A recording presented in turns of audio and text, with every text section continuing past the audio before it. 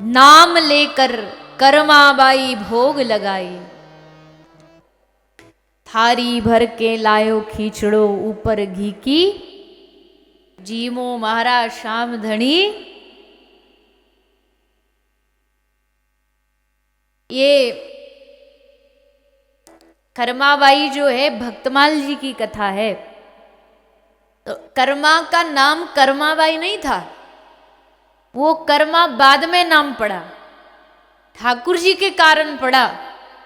ठाकुर जी कारण कर्मा नाम क्यों पड़ा? बोले जगन्नाथ भगवान जगन्नाथ जी से आते थे राजस्थान कर्मा की खिचड़ी खाने के लिए।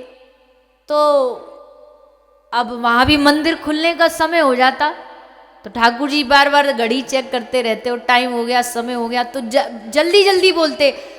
कर्मा को अपनी माँ मानते थे ठाकुर जी, तो जोर जोर से आवाज लगाते थे, जल्दी कर्मा, जल्दी कर्मा। तो जल्दी कर्मा के बोलते बोलते इनका नाम ही कर्मा पड़ गया, कर्माबाई। और ऐसा वर्णन आता है भक्तमाल जी में कि कर्माबाई जी बड़ी विचित्र रीति से ठाकुर जी को भोग लगाती थी। भोग लगाने के लिए बस तो बड़े सारे नियम हैं, पर कर्मा कैसे भोग लगाती थी? बिना स्नान करे खिचड़ी बना देती।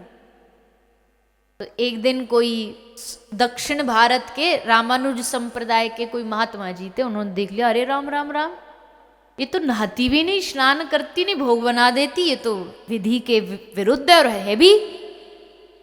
तो महात्मा जी ने आकर के कर्मा को कहा, बेटी ये तू गलत कर रही है, ऐसे नहीं होना चाहिए, पहले स्नान उसके बाद फिर कोई काम होना चाहिए।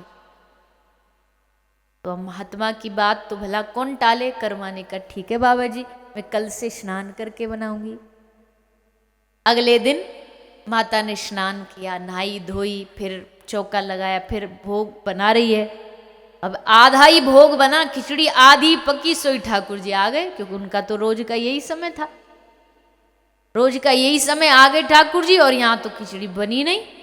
ठाकुर जी बोले आज ये क्या गड़बड़ कर दी कर्मा तूने? गड़बड़ नहीं, महात्मा जी ने कहा नहा के बनाना चाहिए। ठाकुर जी बोले ऐसा कौन सा महात्मा आ गया, तू जल्दी कर। जल्दी करते करते ठाकुर जी ने जल्दबाजी में जल्दी जल्दी खिचड़ी खाई, और खा करके इतने में ही वहां जगन्नाथ जी के पुजारी ने जगन्नाथ मंदिर की घंटी बजा दी, पर्दा खुला, और जैसे पर्दा खुला भगवान भागते भागते आए और कहते कि जल्दी जल्दी में ठाकुर जी के मुंह पे खिचड़ी लगी रह गई। जगन्नाथ मंदिर का पर्दा खुला तो जगन्नाथ भगवान के मुखमंडल पर खिचड़ी लगी थी। पंडित जी तो जानते हैं दुनिया का एक ही हमारा ही ऐसा निराला ठाकुर है जो कुछ भी कर सकता है। पंडित जी ने पूछे आज कहां से आ रहे हो भागे भागे, मुंह तो पोंछ लेते। जगन्नाथ जी बोले आज की कहानी मत पूछो, बड़े गिरते पड़ते भागते भागते आए हैं आज उस कर्म। वो महात्मा को पकड़ो पहले तो, उसको जाकर के जगन्नाथ भगवान कह रहे हम तो जा नहीं सकते, पर पुजारी जी को आज्ञा दी, पंडित जी को आप जाओ, और उस महात्मा को क्या जो ज्यादा ज्ञान बांटते फिर रहे ना, इनको क्या ना अपना ज्ञान अपने पास रखे। तो प्रभु सही तो कह रहे, भगवान कह रहे कि सही उनके लिए है जो प्रेम भाव में डूबे ना हो, उनके लिए तो ये सब नियम सही हैं, पर जो प्रेम में डूब जाते ना तो वहां सारे नियम खत्म हो जाते। जाओ समझा क्या उसको। पुजारी जी जगन्नाथ भगवान के द्वारा भेजे गए, और तब पुजारी जी आए हैं वो महात्मा जी को आज्ञा देने की, भगवान की आज्ञा है कर्मा को कह के आओ जैसे खिचड़ी बनाती थी पहले वैसे बनाए। तब महात्मा जी आए और आकर के कर्मा को हाथ जोड़ के बोले कि लाली हमें क्षमा करना, हमें माफ करना, भगवान को जैसे तू बनाती वैसे ही प्रिय है तो तू ऐसे ही बना।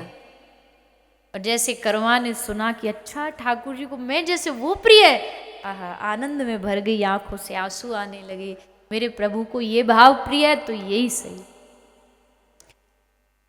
भाव के भूखे हैं ठाकुर जी, बात खिचड़ी की नहीं। आज भी जगन्नाथ भगवान में पहला भोग राजस्थान की कर्मा की खिचड़ी का लगता है, बाकी 56 भोग भगवान बाद में पाते, पहले खिचड़ी, पहले भात।